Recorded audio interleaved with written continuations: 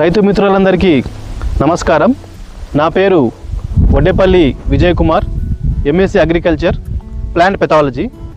ఈరోజు మనము ఎమునూరికి దగ్గరలో ఉన్న రాగిమాందొడ్డి అనే గ్రామంలో ఉన్నాము.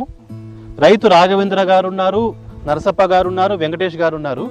ప్రస్తుతం మనం రైతు రాఘవేంద్ర గారి పొలంలో ఉన్నాం.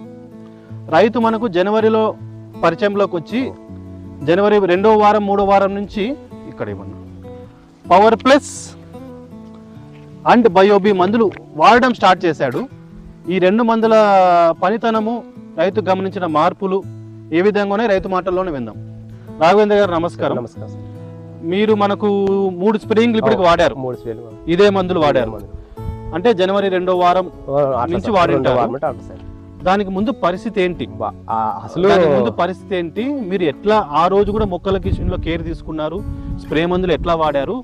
ఆ రోజు పరిస్థితి ఏంటి? ఆ రోజు కూడా ఏముండదు సార్. అప్పుడు కూడా 4 రోజులు తూరి కొడుతున్నాం, 4-3 రోజులకే మొక్క డిసెంబర్ లో కూడా. అప్పుడు కూడా కొడుతుంటే కూడా కంట్రోల్ కావడం లేదు.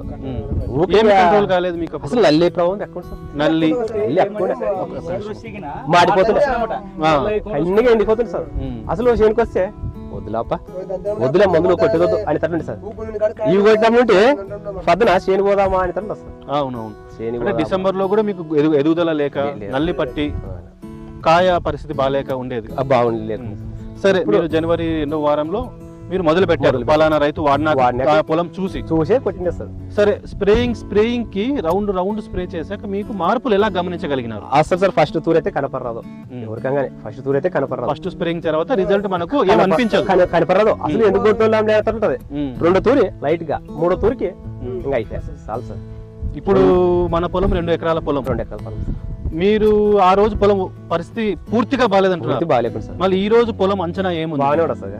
పచ్చదనము గానీ మనకి నీటికి గానీ, ఆకులు కానీ, ఫ్లవరింగ్ కానీ వచ్చిన పూత గానీ కంట్రోల్. మనం ఈ 3 రౌండ్ లో కొన్ని సైడ్ కొమ్మలు, కొన్ని ఆకులు వచ్చింటాయి. అవి మీకు ఎలా కనిపిస్తున్నాయి? బాగానే పచ్చదనం ఉండదు సార్. చూసే కానీ నమ్మగా ఊక చూసే మనం ఫస్ట్ తూరి మందులు కొట్టింటే మనకి ఈ మందులు కొట్టిన మనకి కనబడుతున్నాయి కదా. ఫస్ట్ మందులు కొద్ది ఇప్పుడు ఇవే బాగుంటుంది. అంటే దాని అర్థం అంత పట్టిన నల్లి కూడా వదిలించుకున్నాం, నల్ల తామర వదిలించుకున్నాం, ఏమైనా ఎర్ర తెగులు లాంటివి వదిలించుకున్నాం. కొమ్మలు వచ్చినాక పూత రావాలి కదా. పూత పరిస్థితి ఏంటి? ఇంకా పూత పరిస్థితి బాగా సార్. ఎట్లా కనిపిస్తుంది పూత అనేది? నీట్ ఉంది, కాయ కాయతుండే సార్. అప్పుడే కాయ పిందెలు స్టార్ట్ అయింది. పూతలో త్రిప్స్ పరిస్థితి ఏంటి? Control sir. కంట్రోల్ అవుతుంది కదా నీట్ గా. ఫస్ట్ తూర్ అయితే ఒక తూర్ అయితే కనపడదు ఎవరికి. కొట్టినా కూడా ఒక తూర్ అయితే ఎవరికి కనపడస్తారు. అంటే ఆ రోజు మనము పొలానికి పెట్టిన మురికిని కడుగుతున్నాం స్ప్రేయింగ్ లో. 2వ తూరికి దాని లోపల నుంచి పసరు ఎక్కించాలంటే కొంచెం టైం. మళ్ళీ పూలు ఎట్లా పగులుతానో 2వ తూరికి అట్లా స్టార్టింగ్ అవుతుంది సార్. ఇప్పుడు 3వ మందికి బాగానే అవుతుంది సార్.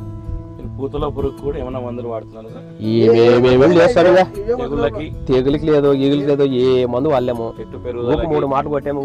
3 మాటలు ఇదే బెల్లం కలిపి ఇవే బెల్లం కట్టి ఏది లేదు. మరి నెక్స్ట్ ఇప్పుడు ఈ గ్రోత్ తీసుకొచ్చినాం మనము, దీన్ని మనం పెంచుకోగలం. మార్చ్ మే వరకు పెంచుకోగలం, నీళ్లు ఉన్నాయి కాబట్టి. మరి నెక్స్ట్ ఏం వాడాలనుకుంటున్నారు? ఇదే మందులే వాడాలి. దానికి సమాధానం ఇదే. కంపెనీ ఆ మాట హామీ ఇస్తుంది. అది ఇంకోటి సార్, ఇంకా సార్ వంకాయ కూడా కొట్టొచ్చా లేదా అని కూడా చెప్పాడు సార్. ఇది మన కంట్రోల్ ఏదంటే వంకాయ కూడా కొట్టొచ్చు అని నా డౌట్ సార్.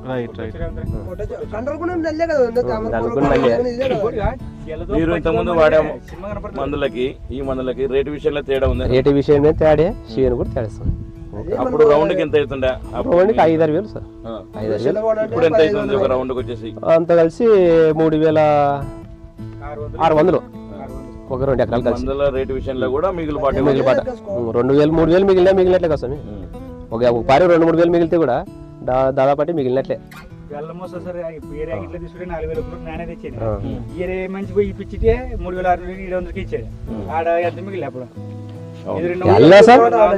మందులు అయితే తగ్గుతాయి.